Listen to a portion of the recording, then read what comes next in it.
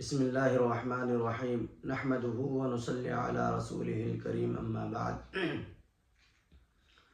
فاعوذ باللہ من الشیطان الرجیم بسم اللہ الرحمن الرحیم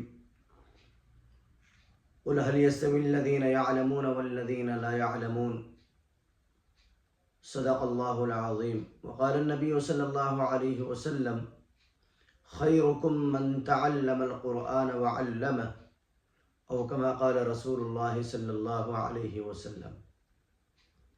حاضرین ناظرین، بات کو طول نہ دے کر کے ایک اہم ترین بات کی طرف اشارہ کرنا مناسب سمجھوں گا۔ ابھی آپ حضرات کے سامنے ایک آیت مبارکہ کا ایک ٹکڑا اور ایک حدیث مبارکہ پیش کی گئی۔ اس آیت مبارکہ میں بھی اور حدیث شریف کے اندر بھی اللہ کے رسول صلی اللہ علیہ وسلم نے پڑھنے اور پڑھانے والوں کو بڑا مقام دیا ہے، اور علی اعلان اس بات کو کہا ہے کہ تم میں سب سے بہتر وہ شخص ہے جو قرآن پڑھے اور دوسروں کو پڑھائے۔ اور ہم میں سے اکثر لوگ جانتے ہیں کہ تعلیم قرآن بڑی فضیلت کا حامل ہے۔ اس میں اللہ کے رسول صلی اللہ علیہ وسلم نے اس حدیث مبارکہ کے اندر فرمایا کہ تم میں سب سے بہتر وہ شخص ہے جو قرآن شریف پڑھے اور دوسروں کو پڑھائے۔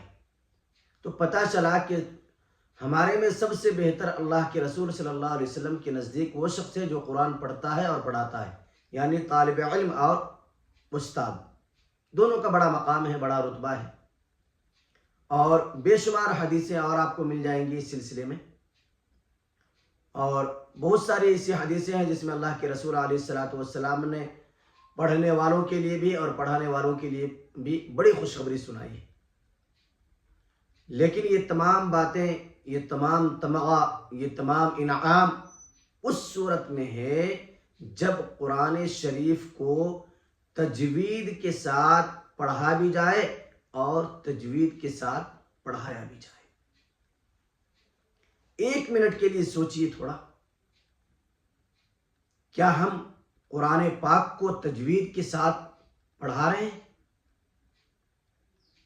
الا ماشاء اللہ، جو بڑے بڑے مدرسے ہیں، بڑے بڑے جامعہ ہیں، ان جگہوں پہ تو الحمدللہ تجوید کی رعایت ہوتی ہے، تجوید کے ساتھ قرآن پاک کو پڑھا بھی جاتا ہے اور پڑھایا بھی جاتا ہے۔ لیکن بہت سارے ایسے مکاتب، بہت سارے ایسے مدرسے اور بہت ساری ایسی جگہ جہاں پہ دینی تعلیم دی جا رہی ہے، وہاں پہ تجوید کی رعایت نہیں کی جاتی، بغیر تجوید کے پڑھاتے ہیں۔ دیکھیے، میں آپ کو وضاحت دیتا ہوں، یہ خوشخبری جو اللہ کے رسول علیہ السلام نے دی ہے اور سب سے بہتر انسان کہا ہے، یہ اس معلم کے لیے ہے، اس استاد کے لیے ہے، اس پڑھانے والے شخص کے لیے ہے جو تجوید کے ساتھ پڑھاتا ہے۔ اور جو تجوید کے ساتھ نہیں پڑھاتے ہیں ان کے لیے تو بڑی وعید ہے۔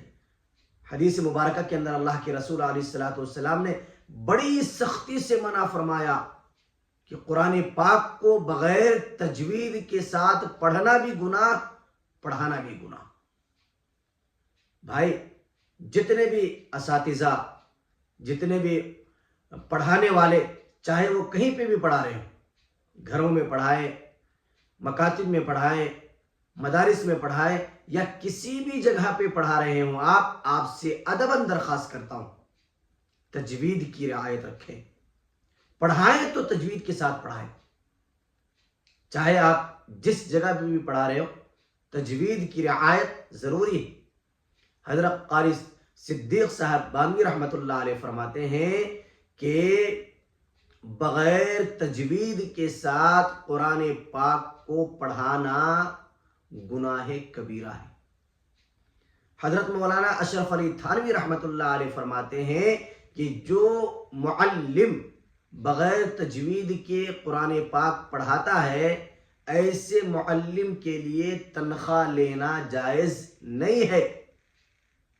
حضرت مولانا شاہ ابرار الحق صاحب رحمۃ اللہ علیہ فرماتے ہیں کہ تجوید کے ساتھ نہ پڑھانے والا فاسق ہے، गुनहगार हैं, अल्लाह के यहाँ उनकी पकड़ होगी। और कुरान मजीद के अंदर भी अल्लाह ताला ने बेशुमार जगहों पे फरमाया, एक जगह फरमाया वरत्तिलिल कुरान तरतीला, कि कुरान को तरतीब से तजवीद से पढ़ा करो।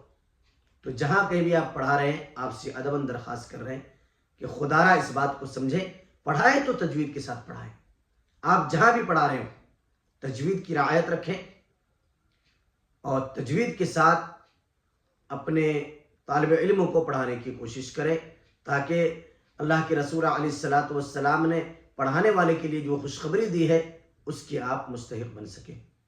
अस्सलामु अलैकुम व रहमतुल्लाहि व बरकातुहू।